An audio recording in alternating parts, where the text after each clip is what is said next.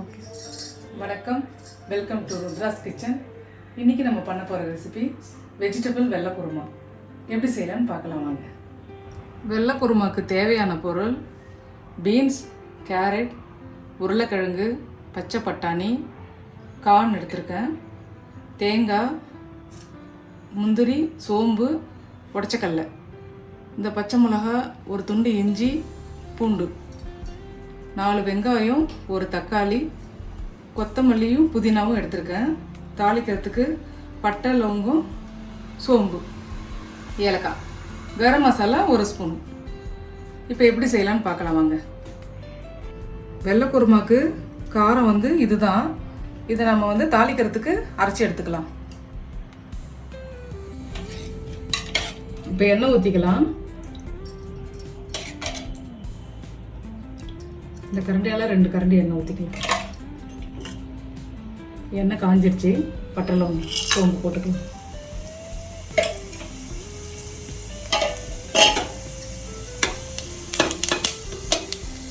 இது பொரிஞ்சதும் நறுக்கின வெங்காயத்தை போட்டுக்கலாம்.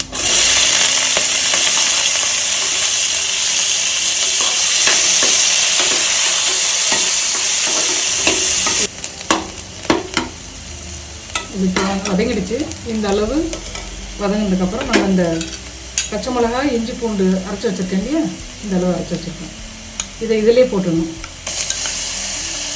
நான் ஒரு 5 பேருக்கு தேவையானதை நான் செய்கிறேன். அதனால் நான் 10 பச்சை மிளகா போட்டிருக்கேன். நீங்கள் அளவு பார்த்து போட்டுக்கோங்க. இது நல்லா வதங்கிடுச்சு. இப்போ தக்காளி போட்டுக்கலாம்.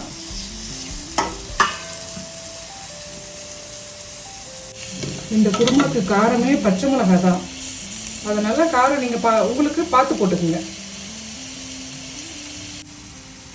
இப்போ இதுக்கு தேவையான கல்லுப்பு போட்டுக்கலாம்.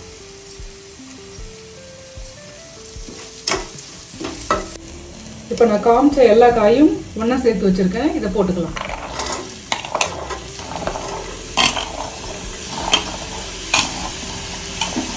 இந்த காய் ஒரு 5 நிமிஷம் வதங்கட்டும்.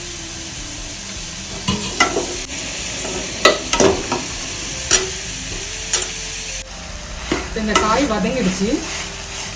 இதில் நம்ம தண்ணி விட்டுக்கலாம்.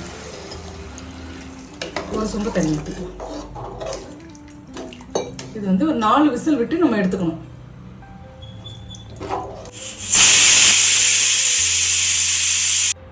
நாலு விசில் வந்துருச்சு.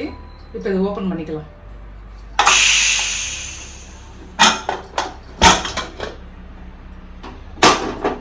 இப்போ இதை அடுப்பு பற்ற வச்சுக்கலாம்.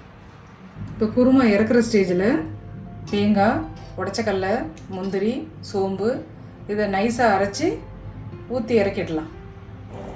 இப்போ இது நல்லா கொதி வருது. இப்போ இந்த ஸ்டேஜில் நம்ம இந்த தேங்காய், முந்திரி சேர்த்து அரைச்சிருக்கோம் இல்லையா, இதை போட்டுக்கலாம்.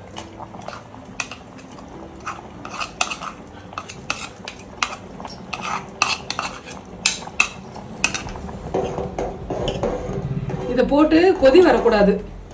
இதை போட்டு கிளறிட்டு இப்போ கரம் மசாலா 1 ஸ்பூன் போட்டுக்கலாம். அடுப்பு ஆஃப் பண்ணிடலாம். போதும்.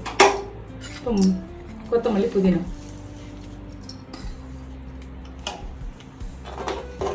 அவ்வளோதான்.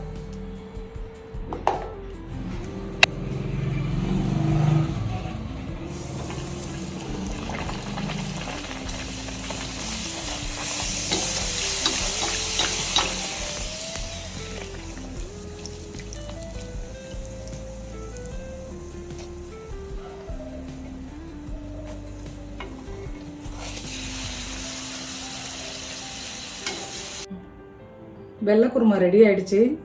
இந்த குருமா சப்பாத்தி, பூரி, தோசை, இடியாப்பத்துக்கு ரொம்ப நல்லாயிருக்கும். இன்றைக்கி நம்ம வீட்டில் பூரி பண்ணியிருக்கோம். வாங்க சாப்பிடலாம். இந்த வீடியோ உங்களுக்கு பிடிச்சிருந்தா லைக் பண்ணுங்கள், ஷேர் பண்ணுங்கள், சப்போர்ட் பண்ணுங்கள். வெள்ளை குருமா நான் செஞ்ச மாதிரி செஞ்சு பாருங்கள். ரொம்ப நல்லா இருக்கும். மேலும் வீடியோஸ்க்கு ருத்ராஸ் கிச்சனை ஃபாலோ பண்ணுங்கள். நன்றி, வணக்கம்.